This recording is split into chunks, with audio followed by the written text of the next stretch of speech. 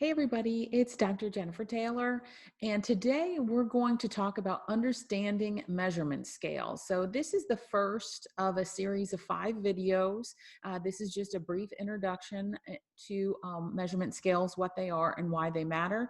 And then the next 4 videos are going to go into detail about each specific type of measurement scale that you'll be using in survey design. So let's get started. So measurement scales, what are they? Why do they matter? Well, measurement scales are simply rules for assigning numbers. And these are numbers that, sorry, I'm going to move my screen.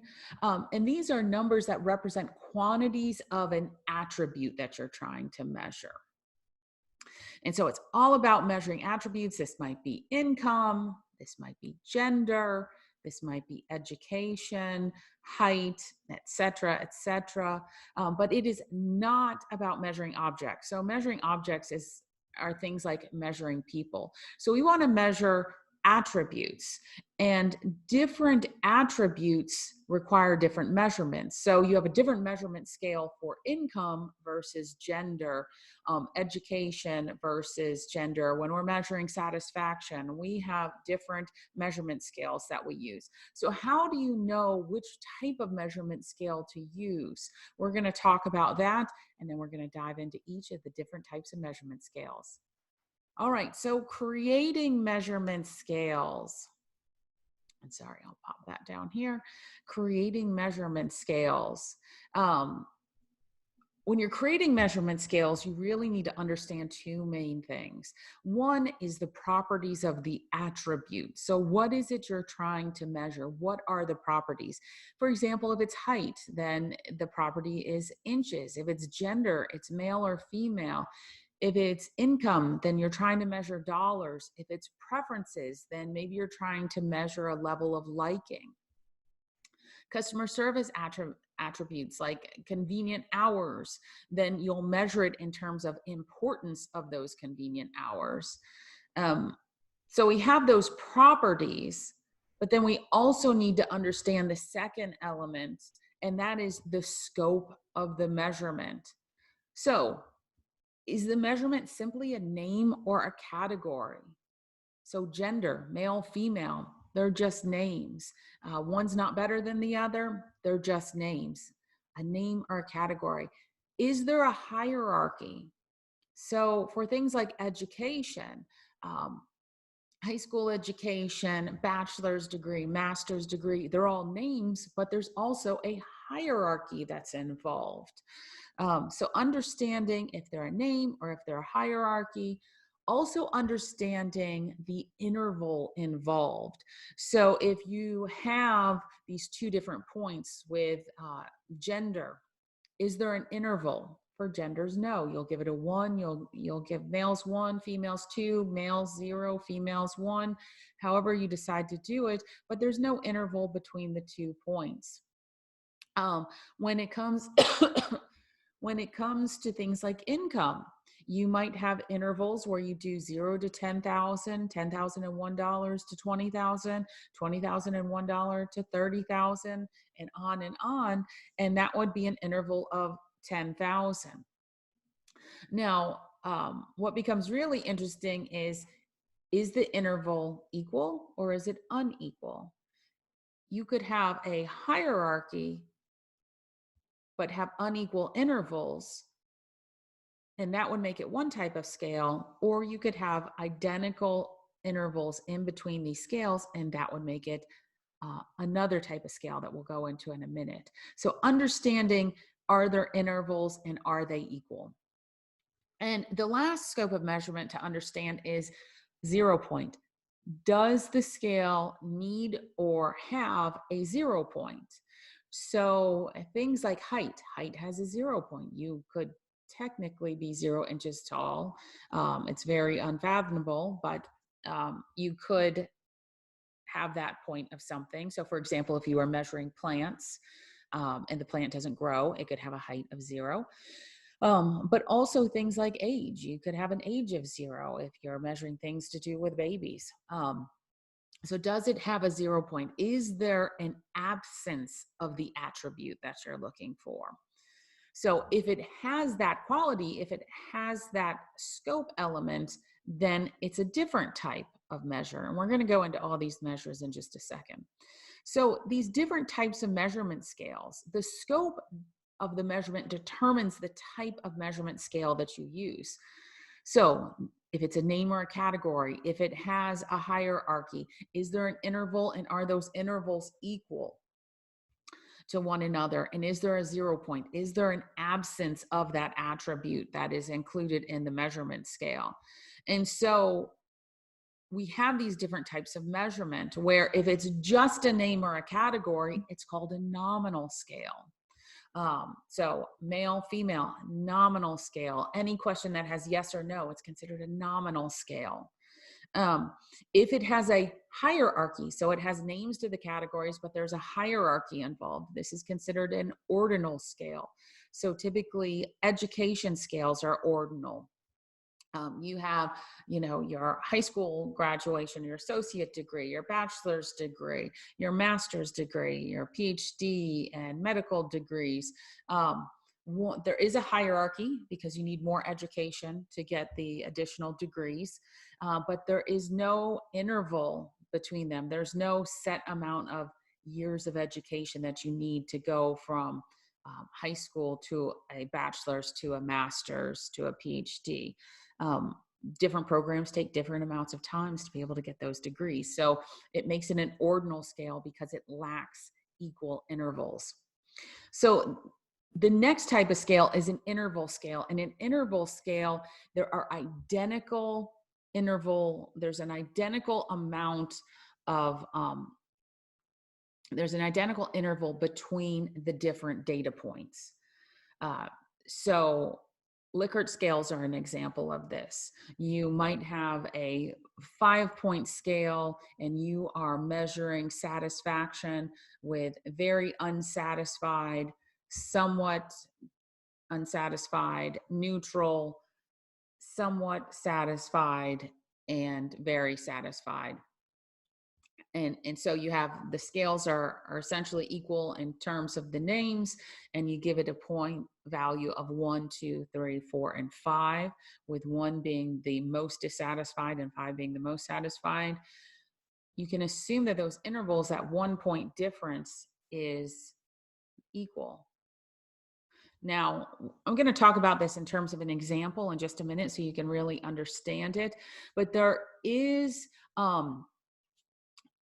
one caveat here, and different researchers argue about whether a Likert scale can be an interval or an ordinal scale. Technically, you can choose which camp you want to be in, but the real rule here is that if you select it to be an ordinal scale, you cannot report means. And most interval scales, if you stay with my class and you see, if you report a mean of 3.5 on a liking preference scale with like very much to don't like at all, then the mean is actually pretty useful. So I'm in the camp where interval scales include Likert scales, but there is some debate in the field as to whether an Likert scale is an ordinal or interval scale. All right, and the last type of measurement scale is a ratio scale. And again, I'm going to give you examples of these in just a second. But a ratio scale is typically an open-ended question of some sort, or maybe it's a scroll down menu that includes all of the potential options, but there is a 0 point or the lowest point, and then it goes all the way up to the highest point, but you include all the possible answers. Where an interval scale and an ordinal scale will put people into categories, a ratio scale is going to give people all the potential options, and each option is a different answer. Ratio scales have a 0 point where there is none of the attribute involved. And so those are the 4 different types of measurement scales. And again, I have a video for each one of these, the nominal scales, ordinal scales, interval scales, ratio scales, that dives deeper into each of these different types of measurement scales. But for right now, I want to jump into this notion of scale transformation. So where you start with your scales matters. So whether you start with a nominal or a ratio, an ordinal or an interval, it really matters where you start when you're designing your survey. So way earlier in your research design, you need to be thinking about what type of measurement scales you're going to be using, because it will impact your ability to do data analysis and pull insights from the data. And so why it matters is because there is a hierarchy involved here. So at the very bottom of this hierarchy, we have nominal scales. And nominal are the most basic scales. They're identity based. They're things like gender, would you purchase this brand, yes or no. And the only thing you can report on nominal data is the mode. And the mode is simply what was the most frequent answer. So mode is the only thing you can report on that. You can report frequencies as well. But in terms of statistical reporting, mode is the only thing. The next level is ordinal. And so this is, there's an order to it, but it also has identity. So it has the categories involved. This can be brand preferences, things like income that's put into categories. And at this point with ordinal data, you can report median, which is if you took all the data and you put it in order, what would be the exact halfway point, and you can report modes. So then if you go up to the next level, which is interval, you're comparing those intervals. It has order, there's a hierarchy, and it has an identity. There's some sort of category name for it, but there's also equal intervals between the different scale points. And this is things like customer satisfaction, brand attitudes. At this point, you can start reporting the mean. You cannot report the mean for ordinal and nominal data. And you cannot report median for nominal data. So you have more reporting statistics available to you the higher you go up in this hierarchy. So with interval scales, you can report mean, median, and mode. And then we get to the top, which is ratio. And again, ratio is typically open-ended, or you provide them with every single possible answer that there is. And it includes some sort of 0 point where that attribute does not exist. So this includes identity, order, a comparison of intervals, there's equal intervals between the points, and a comparison of absolute magnitude. And this is things like units sold and income. And the cool thing with this type of data, with ratio data, is that you can start doing fun things like geometric means and harmonic means. And so not only this regular mean that you can do with interval, but also harmonic and geometric. So you're like, well, what does that mean? Well, the arithmetic mean is what you're used to in terms of adding all the items, summing all the items, and then dividing it by the number of items that you have. And that gives you the arithmetic mean. Geometric mean is typically used for growth rates. So when you're looking at population and like population growth and interest rate growth, you can use a geometric mean. And this takes the data and multiplies all of the data, and then the nth root is taken. So different mathematical equation to be able to obtain the geometric mean, and it can only use positive numbers. The last one is the harmonic mean, and this is used when the data is comprised of two different variables. So it's a new variable that's a ratio of two variables with two different measures. And then you can do the harmonic mean. So you can do these more advanced reporting statistics, you know, depending on what level of scale you use. Now, the interesting thing is that when it comes to choosing the scale for your survey question, you can always transform a ratio into an interval, ordinal, or nominal after you collect the data. But you cannot go the other way around. You cannot take a nominal measurement scale and turn it into a ratio scale after you've collected the data. And I'll show you how this is done in just a second. But it's important to determine your scale of measurement before you start designing your survey study, because it will tell you the kind of data that you're going to get. And we have to understand, can we transform it or not? Now, that's not to say that every single question you do should be ratio, because that can be actually rather burdensome for the respondent, the person who's taking the survey. It's much easier for nominal. Ordinal gets a little harder, interval a little harder, and then ratio is the hardest for the respondent. If you made a survey full of nothing but ratio measurement scales, you would have a really high drop-off rate. People would not finish your survey, and you would get really dirty data because people would get exhausted from taking it. So we typically have a combination of all these different types of scales in a survey design, so that we can battle fatigue, but also weigh it against the trade-offs for the analysis that we need to do. So there's always these trade-offs between the respondent and what their cognitive needs are, and then what our data needs are. But we always need to be aware of the fact that a ratio scale is the highest level. We can transform it into any of these other measurement scales, but we cannot go the opposite way and turn nominal, ordinal, interval into ratios. We can turn an interval into an ordinal. We can turn an interval into a nominal. We can turn an ordinal into a nominal, but we can't turn a nominal into an ordinal. We can't turn an ordinal into an interval, and we can't turn an interval into a ratio after we collect the data. We can do it before we collect the data, but not after. All right, so let's kind of talk about a little bit more about what I mean by transforming these scales. So a variable like age, you want to get a person's age. You've determined that that's a really important variable for you. And this can be measured as a nominal, ordinal, interval, or ratio scale.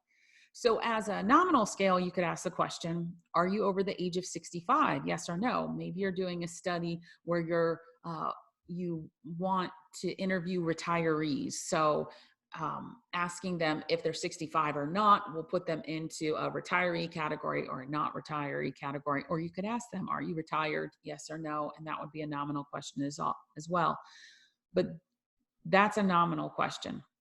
An ordinal question is, please select the category that best describes your age. And so here you'd have under 18, 18 to 30, 31 to 45, 46 to 65, and 66 plus.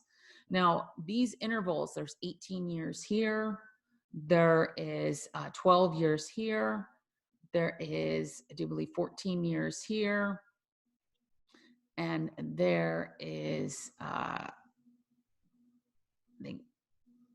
a different interval here, and then unlimited. I mean, we don't know how old the oldest person is in our population, so we don't know what the interval is there. So because we don't know the intervals and they're unequal, it makes it an ordinal scale.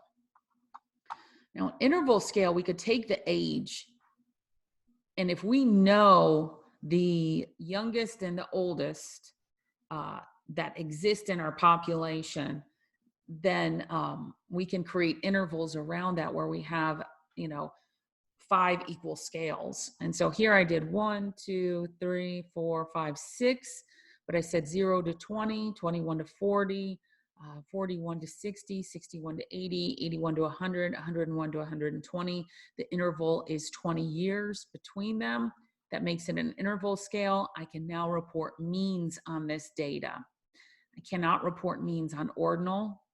It wouldn't mean anything. But if I do it here and I reported a mean of 3.5, you would know that 3.5 was 60 plus half. So the average would be half of 20 would be 10. So about 70. That would be your midpoint. And so that's why you can use means, is because you can then easily tell, what they mean when you understand the data and the scales. All right, so ratio data. You could turn age into a ratio data and say, please select your age from the following drop-down menu, and then you list all possible ages. I'm gonna be honest, when it comes to age or ratio data, I highly advise against drop-down menus unless you know how to pre-code it so that later on you're not having to recode it. Because what happens is that when you use a survey tool, they will put an automatic coding on it on the scroll down boxes that you create, and you have to go and change every single one so that it matches with the age. And so if you do 120 years, you have 120 different labels to change on your variables, and it just becomes frustrating. Yes, I've had to do it several times. All right, so another way to do it is please provide your year of birth. And then what you do after you get the data, after you collect the data, you transform the variable in the analysis by taking the current year, subtracting it from the year of birth, and getting the age that way. Now, the interesting thing with people is when you ask them age, for some reason, if you ask them age, they think it's too personal and they won't share it. But if you ask them year of birth, they don't care. So it's less personal. For some reason, there's some psychic distance in there, and it's just not as personal to them when you ask them year of birth. But you can get the same data by asking that question both ways, and both of those are considered ratio variables.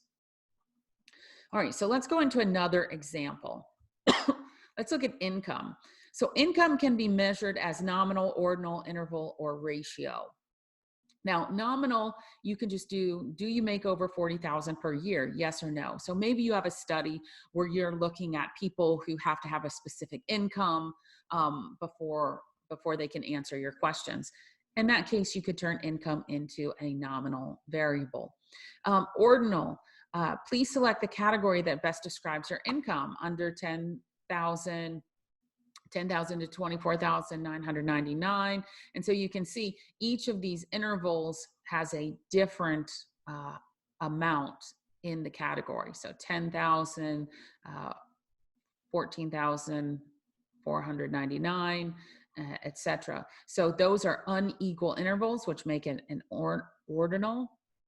We could also turn it into an interval, but interval with income or with any kind of variable, you can only do interval if you know all of the points involved, all of the possible answers that people could give you.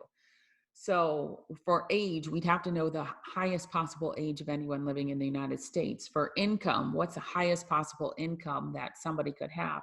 Now, typically, if you're dealing with general population statistics, it's really hard to know because we have billionaires that might end up in our sample. So we can't include all of that and have it in an interval scale.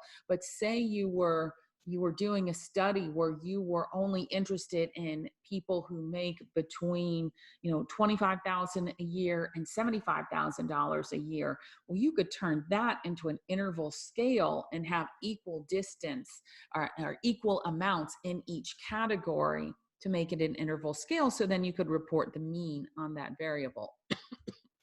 All right.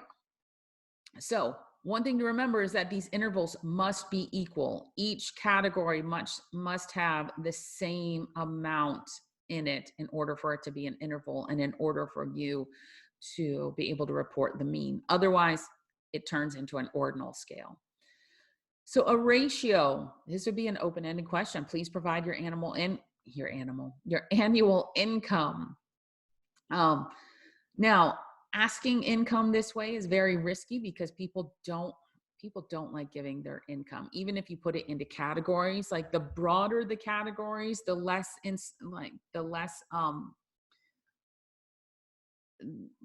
they feel like their privacy is being violated. But if you were to ask your annual income straight out in a ratio question where 0 could be an option, and then it could go to the highest possible category, people really don't like sharing that information. So it's better to have it on an interval or ordinal level when it comes to income, but you can turn it into a ratio. but just understand that there are issues. We have privacy issues when we start getting into ratios and we start asking for very specific data about people. Privacy issues start to be evoked. So we have to be concerned with that, and that's one of the trade-offs we deal with. All right, measurement scales, just wrapping everything up. When you're designing measurement scales, you always have to start with an understanding of the properties and the scope of the attributes you want to measure. Okay, so always focus on what are the properties of the attributes and what is the scope that we want to measure. So also start your measurement scale design by thinking about the data that's going to best answer your research problem. So do you really need to have ratio data on income, or can you have broader interval or ordinal data that would work just as well? You don't always have to have ratio data just because it can give you the best flexibility. It doesn't mean that that's what is best for your survey, especially if it means people won't answer those questions because they become concerned about their privacy. So what you need to do is work your way backwards to determine the type of measurement scale that you're going to need. So really put some thought into these measurement scales. Think about the data, how you're going to analyze it, and then pull it back and create your measurement scale from there. Last but not least, make sure you choose your measurement wisely. Remember, you can always go lower from ratio to interval to ordinal to nominal, but you can never go higher. You can, after you collect the data, you can never take a nominal variable and turn it into an ordinal or interval or ratio data. You can never go back up that hierarchy. So that's it for this first video on understanding measurement scales. I hope you enjoyed yourself, and let me know if you have any questions in the comments boxes below. But I hope you have a great day. All right, bye-bye.